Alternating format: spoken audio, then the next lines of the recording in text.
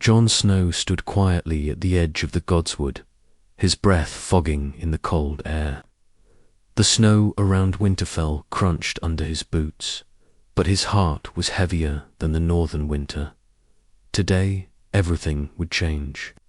He wasn't going to the wall. He wasn't going to wear the black, guard the realms of men, or take the oath his uncle Benjen had spoken so proudly about. Ned Stark stood beside him, hands clasped behind his back. The Lord of Winterfell wasn't known for warmth, but his eyes today held something different await, a sorrow and maybe guilt. "You are not going to the wall," Ned said finally, voice low and firm. "You'll go across the narrow sea. To Essos." Jon turned sharply, confused. "Essos, why?" "I thought I know what you thought," Ned interrupted, "but I've changed my mind. I can't tell you everything, not yet, but trust that this is best for you and for everyone else." Jon felt like the ground beneath him was shifting. Everything he had prepared for, every thought of duty and sacrifice gone in an instant. "Where in Essos?" he asked, voice tense. "Braavos." Ned said, "There's a man there. His name is Syrio Forel. He used to serve as First Sword of Braavos. He owes me a debt. He will train you in the ways of the sword. In survival, you'll learn more there than you ever could at the wall." Jon didn't understand it fully, but part of him burned with a quiet excitement. Braavos, the free cities. He had read about them in books, seen them on old maps, and if this meant escaping the label of Bastard of Winterfell, maybe it was a blessing. Still, something felt unfinished. "What about Robb, Arya, Bran?" he asked, voice cracking. "They won't understand." "They don't need to," Ned replied. "Not now. One day, the truth will come out. But until then, you must disappear. You will not write. You will not return. Not unless I say so." Jon clenched his jaw. "Am I being exiled?" "No," Ned said quietly. "You are being protected."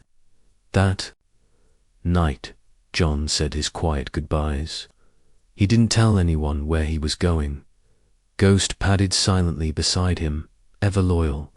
As he boarded a small ship bound for White Harbor, then Braavos, the stars above the dark water shimmered like a new promise. The journey was rough, the sea angry with winter storms, but Jon held on.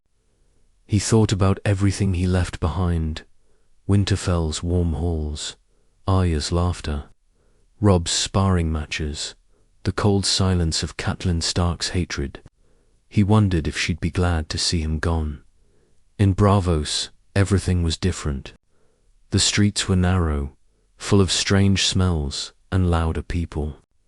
The house of black and white loomed like a secret he couldn't yet understand, and the Titan of Braavos stared down at him like a god watching his every step. Syrio Forel met him with a curious smirk. "So, you are the boy Lord Stark sent. You don't look like much." Jon raised an eyebrow. "Neither do you." Syrio laughed. "Good, at least you're not afraid." Training was harsh. Syrio taught him not just how to fight, but how to move, how to listen, how to see beyond what others show. "The water dances," Syrio would say. "You must dance with it, not crash against it." Months passed. Jon grew sharper, faster, ghost hunted in the Braavosi shadows. Jon began to learn High Valyrian, met Sel's words, merchants, and mysterious men who spoke of dragons returning to the world. And one night, under the flicker of torchlight in a tavern, he heard a name that made his blood run cold. "Daenerys Targaryen," a merchant whispered. "She survived, and she has dragons." Jon didn't know why, but something inside him stirred. A pull, deep and ancient, as if fate itself had nudged him forward. He realized then that Essos wasn't just a place to hide. It was a beginning.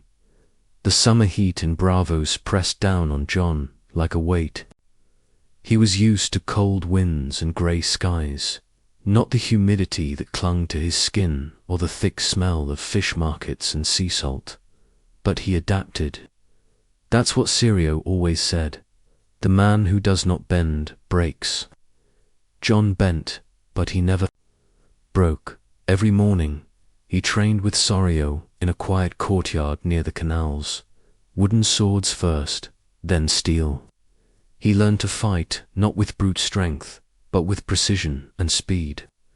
The water dances, and so must you, Syrio reminded him over and over. Jon moved like water, now light on his feet, eyes sharp. Still, there were moments in the quiet when he missed the north.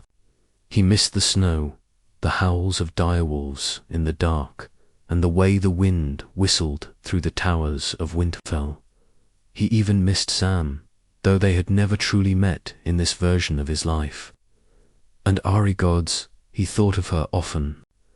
Would she have followed him if she knew? Would she have wanted to learn the dance of swords too? But there was no going back. Ned Stark had made that clear. Jon belonged to another path now. One night, after an exhausting training session, Syrio tossed him a cloak and said, "We are going to the Drowned Key. There's someone I want you to meet." The Drowned Key was where information flowed as freely as wine. Sailors from every corner of the world drank, brawled, and told stories they shouldn't. Syrio led Jon through the maze of dockside taverns to a small corner booth, where a thin, older man with sharp eyes and a crooked smile waited. "This is Tanesio Teres," Syrio said. "He's a smuggler and a friend." Tanesio looked Jon over. "So this is the Stark boy. You've got your father's eyes, and probably his secrets too." Jon stiffened. "What do you know about my father?" Tanesio smirked.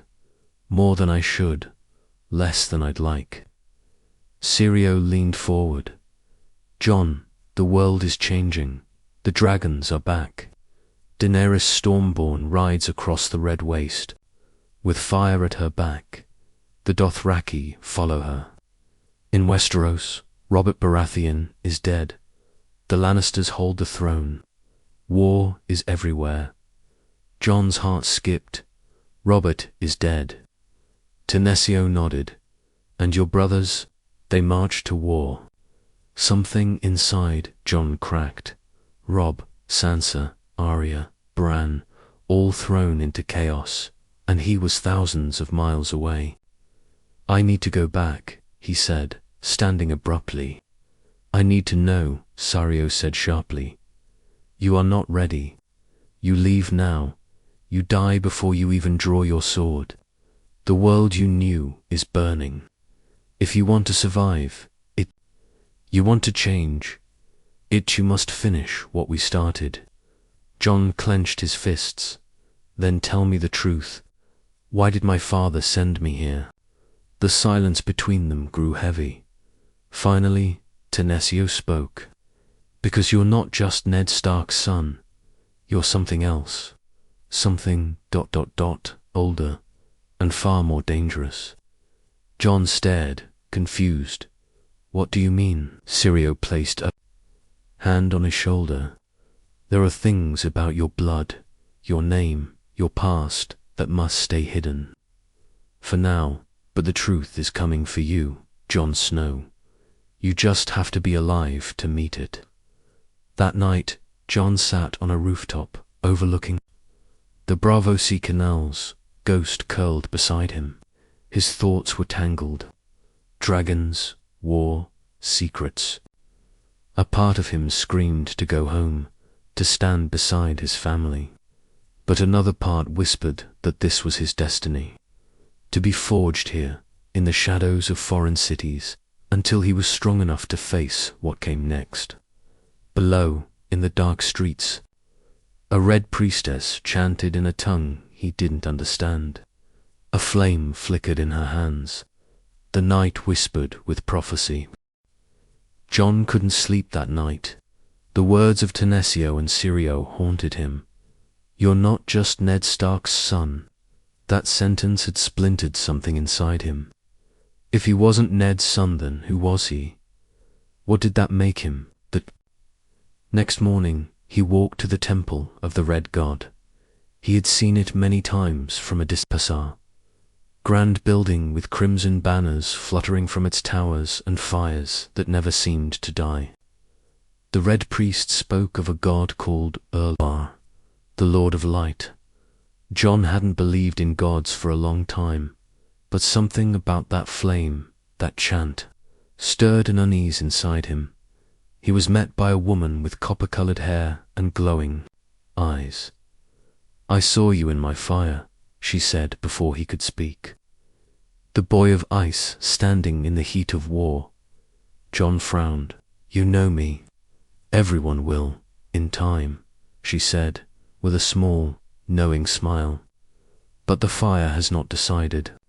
If you live or die." She said her name was Melara, a red priestess from Lys who had come to Braavos following visions. Jon wasn't sure if he believed her, but he stayed and listened. She spoke of prophecies, of a prince who was promised, of a war between light and darkness. "The cold is coming," she whispered, "the kind that burns even fire to ash." Jon left her with more questions than answers. That evening, he returned to Syrio, determined. "Train me harder. I want to be ready." Syrio didn't question him. From that day on, Jon's training became brutal. He sparred for hours, learned to read people's movements like reading words on a page, and studied maps of Westeros and Essos with Tanesio. He met men from the Golden Company, heard rumors of a lost Targaryen prince in hiding, and saw firsthand how power worked in Essos through whispers, blades, and coin. It was during this time that he found himself drawn toward another stranger in the city, a girl around his age, with dark skin and sharper eyes than even Syrio, she called herself. Nyla claimed to be from Volantis, though her accent was odd. She was a thief, a rooftop runner, and sometimes a killer. But she smiled like a storm. "You're not from here," she said to Jon one day, watching him train. "You move like someone still fighting ghosts." He liked her honesty, even when it cut. Over time, they grew close. She helped him navigate the back alleys and secret tunnels of Braavos. He taught her swordplay. She taught him how to disappear in a crowd, but peace never lasted long. One night, as they returned from the docks, they were ambushed. For masked meant quick, silent, deadly. Jon fought like a man possessed. He moved as Syrio had taught him, focused, fluid. Nyla took down one of the attackers with a knife to the throat, but one of the others slashed Jon across the ribs. Ghost came in like a white shadow, tearing into a second man. When the last attacker ran, Nyla caught him with a well-placed throw of her knife. The man gasped for breath, pinned to a wall, his mask slipping. Jon pulled it off. The attacker was Braavosi, but on his chest was a sigil, golden lion. Jon muttered, blood dripping from his side. Nyla looked confused. "Why would Lannisters send men to Braavos for you?" Jon's thoughts reeled. If they were here, it meant one thing. Someone knew, or at least suspected. He wasn't just some bastard across the sea anymore. He was a threat. He staggered back to Syrio's home, bloodied and weak, Nyla supporting him. Syrio stitched his wound in silence. Only when it was done did he speak. "They know you're alive," he said. "That changes everything." Jon winced as he sat up. "Then I need to go. To find out who I really am. To find out why they want me dead. Syrio nodded slowly. And you will, but not yet. Outside, the storm began to roll across the sea. The storm lasted for 2 days. Wind slammed into the city like a living beast, and the Braavosi stayed inside, lighting candles and praying to their many-faced gods. But Jon didn't pray. He sharpened his sword, practiced his forms, and stared at the flame, remembering words the cold that burns even fire to Ashdod. When the skies cleared, Syrio handed him a small leather pouch. Gold, enough to get you to Pentos. There's a ship. It sails tonight. Jon looked at him. You're sending me away. I'm telling you to move forward, Syrio said. Braavos is not safe anymore. You've been seen. Don't send killers across the sea unless they're afraid. Jon's grip tightened on the pouch. Afraid of what I am. Exactly. Nyla met him at the docks. She looked annoyed, arms crossed, knives hidden all over her clothes. We're going to leave without saying goodbye. Jon didn't answer right away. He didn't know what to say. She stepped closer, looked him dead in the eyes. I'm coming with you, she said. What? You think I'm going to stay here while Lannister gold paints every back alley red? She said. Besides, someone has to make sure you don't get yourself killed. Jon chuckled, despite himself. You'll regret it. I already do, she muttered, then walked onto the ship. They left that night, heading for Pentos. The voyage was quieter than Jon expected. No storms, no assassins. Only long talks with Nyla under starlit skies. He told her bits of his past Winterfell ghost, the wall he never reached. His father's cold kindness. She listened, asked questions, and shared little about her own life. Just enough for Jon to know she had lost people too. Pentos was warm and loud, bright colors, silk tents, and fat merchants with smiles that hid daggers. Jon hated it immediately. But he didn't come for comfort. He came to find answers. Tenesio had given him a name before they left. Illyrio Mapatus, a powerful Magister who once supported the Targaryens. If anyone knew about lost heirs, Dragonblood, or the Lannister, it was him. Illyrio met them in a marble villa surrounded by guards. He was even larger than Jon imagined, with a voice like butter and a smile that never reached his eyes. So, the bastard of Winterfell comes calling, Illyrio said, pouring wine. Or should I say, the snowborn dragon. Jon's eyes narrowed. What do you know? Illyrio leaned forward, folding his hands. Enough. Your father wasn't your father. You were born in the south, during Robert's rebellion, hidden, protected, a lie told to save your life. Jon felt his breath stop. Who was my mother? Illyrio sipped his wine. Lyanna Stark. The name hit him like a hammer. Your father was Rhaegar Targaryen. Jon stood up suddenly, his chair scraping. That's a lie. That's a bloody lie. But deep down, he knew it wasn't. Nyla stepped forward, eyes wide. You single, quotes, A Targaryen, Illyrio smiled. A Targaryen, ice and fire. And now, perhaps, the key to everything. Jon's world spun. All the years of being called a bastard.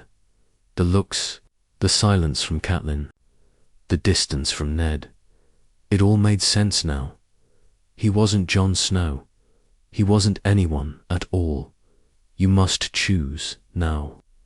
Illyrio said softly, stay in hiding or step into the fire that waits.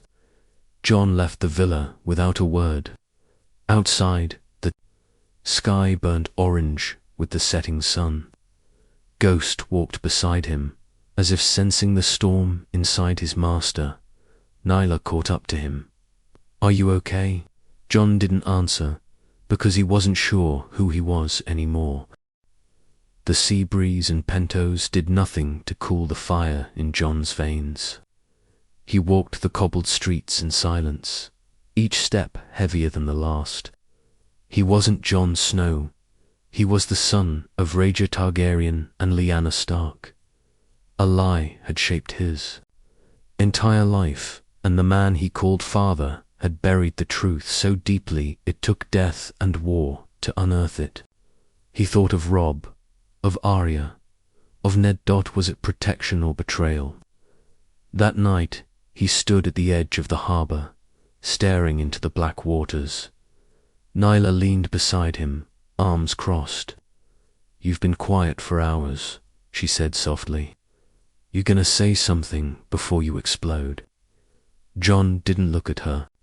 "I don't know who I am anymore." "You're still you," she replied. "Whatever name your parents gave you, you're still the same stubborn idiot I met in Braavos." "I don't think that's true," he muttered. "If I'm a Targaryen, it means I have a claim. It means I'm part of the reason this war exists. People are dying in Westeros, for thrones, for bloodlines, for names." Nyla was quiet for a moment. "Then maybe it's time someone with both fire and ice in their blood ended it." The next morning, they met Illyrio again. This time, Jon had questions. "Why now? Why tell me this?" Illyrio's fat fingers tapped on the table. "Because Daenerys lives. She walks the red waste with dragons by her side. The Targaryen name is no longer a whisper, it is a roar. And you, Jon, or shall I say Aegon, are the dragon's other head." Jon flinched at the name. "Don't call me that." "Very well," Illyrio said, unfazed. "But she will want to meet you. She must." Jon wasn't sure what Daenerys would think of him. A threat, a brother, a rival. Illyrio offered a ship, and Jon agreed. But before they sailed, he made one stop. A blacksmith in Pentos had once crafted weapons for the Golden Company. Jon asked for Valyrian steel, but even in Essos, it was rare. Instead, he received a fine longsword, light, balanced, and engraved with both a wolf and a dragon. He named it Truth. Their ship set sail under moonlight, heading south. Ghost sat silently beside him, his white fur catching the wind. Nyla watched the stars, always alert. Jon spent the nights reading old Targaryen history of madness, fire, and conquest. And always, his mind drifted to Daenerys. What kind of woman led with dragons at her back? What kind of queen burned her enemies? Weeks passed, and they landed. Near Karth, where whispers of the mother of dragons floated in every market. Jon finally stood before the gates of her camp, where Unsullied guarded her tent and her banner flew high a red dragon. Fierce and proud, he was asked to surrender his weapons. He did, even Truth. Inside, he found her sitting by a fire, her silver hair braided, her violet eyes fixed on the flames. She was younger than he expected, and yet older, too like someone carved by tragedy. "You're him," she said before he could speak. Jon nodded. "So it seems." Daenerys rose. "You're the reason Viserys said I was not alone. You're the reason the bloodline still breathes." "I didn't know," Jon said quietly. "I was raised as a Stark, a bastard. I never wanted this." Daenerys tilted her head. "Neither did I." They studied each other in silence. Brother and sister, by love or memory, but by blood and fate. "You came for the throne?" she asked finally. Jon shook his head. "I came for the truth. I don't care about thrones, but I won't let the Lannisters keep killing in our name." A long silence followed. Then She gave a small, cautious smile. Then we have something in common. Behind her, in the shadows, the dragons stirred. The firelight flickered across Daenerys's face as she studied Jon. Her expression was calm, but behind her eyes, something burned. Calculation, curiosity, maybe fear. She had crossed deserts, freed slaves, and survived betrayal. Now, standing before her was the brother she never knew existed. Another Targaryen, another dragon. "Do you believe in destiny?" she asked suddenly. Jon shook his head. "I believe in choices. Destiny is what people use when they want to blame the gods." Daenerys smiled faintly.